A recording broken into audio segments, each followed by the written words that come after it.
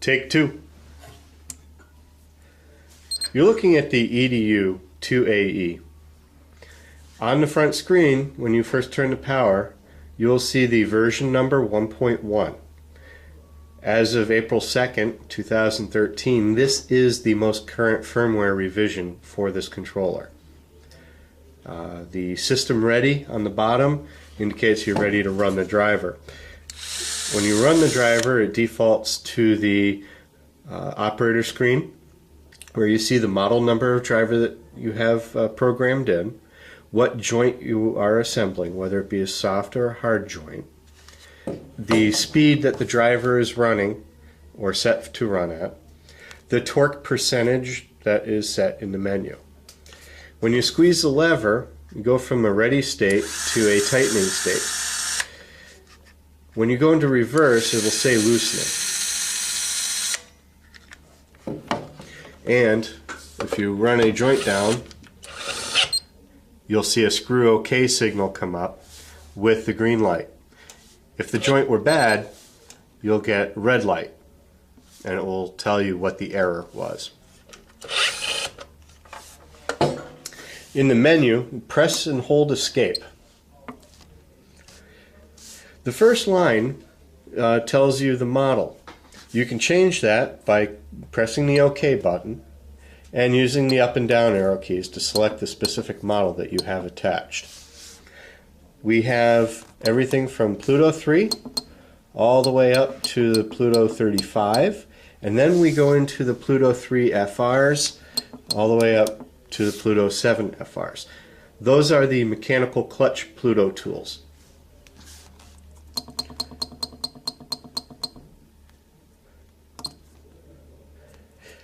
The torque percentage is set to 20%. This is a percentage of power that is being applied to the tool. It is not the actual torque value. The actual torque value will have to be determined with a torque analyzer. This percentage, like I said, is output power from the controller and the tool. If you need a specific value, again, you need to use a torque analyzer. The joint setting. We can select either a hard joint or a soft joint. In this specific case, I have a soft joint selected. Soft joint is where you have compression.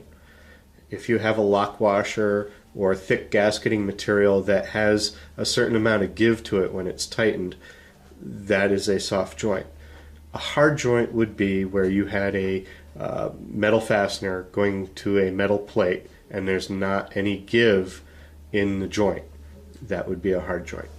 There are some variations in the middle, of course. Those are discussed in a different segment. Break time.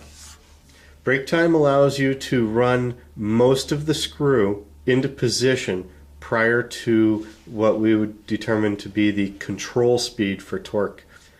When hard joint is selected, we have an internal charted speed for the specific amount of torque you are asking the driver to develop. And using the brake time allows the driver to run at full speed for a specific amount of time to run most of the screw into place. At which point, when the brake time is over, the control speed takes over to develop the torque.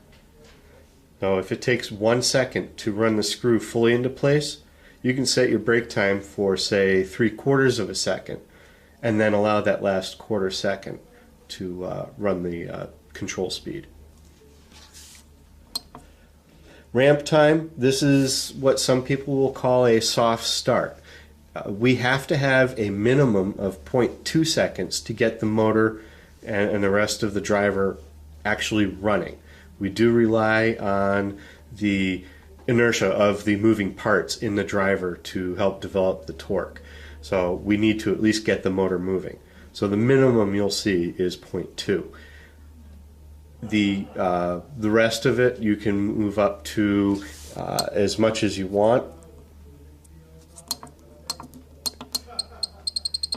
Let's say I do 1 1/4 seconds for my ramp time. It'll take the driver 1 1/4 seconds to achieve the full speed that I'm asking it to deliver.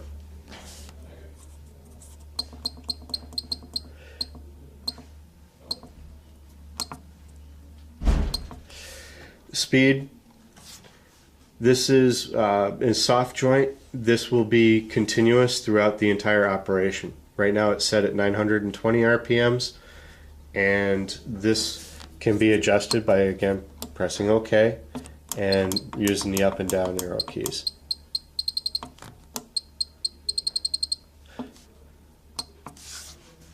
In hard joint, this speed would be shut off at the end of brake time. In other words, it'll use the internal charted speed for whatever power you're asking it to deliver.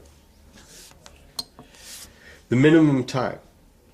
This is the minimum time that you are allowing the driver to run for your specific joint. Let's say it takes 1 second to run your screw into place. If you have a minimum time of 0.9 and then have a maximum time of, say, 1.2, yes, it takes a little while to get down.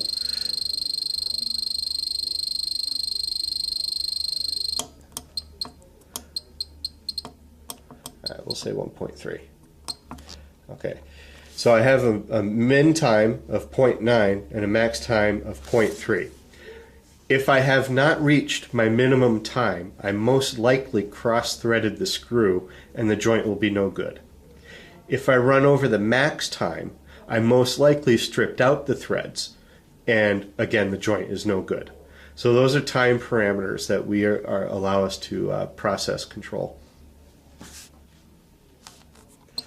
Auto reverse. There are some applications where someone would want to tighten a fastener into place and then back off. Our feature is actually time controlled. If you hit OK, this control is in time. So for 0.3 seconds, this feature will automatically reverse the driver for 0.3 seconds. You can use that time feature to determine how far backed off you'd like that fastener to be. Reverse speed goes with the auto reverse, or if you use the reverse switch on the tool, that'll be your maximum speed. Reverse torque, you can actually change the amount of power put into the tool at the time you're reversing. The default is maximum, and that will remove most fasteners. You can limit that if your process requires it. The last thing that you have that you can change is the language, and then we have the number of cycles on line 13. Right now this controller's only run 2 cycles so far. And that's the complete menu.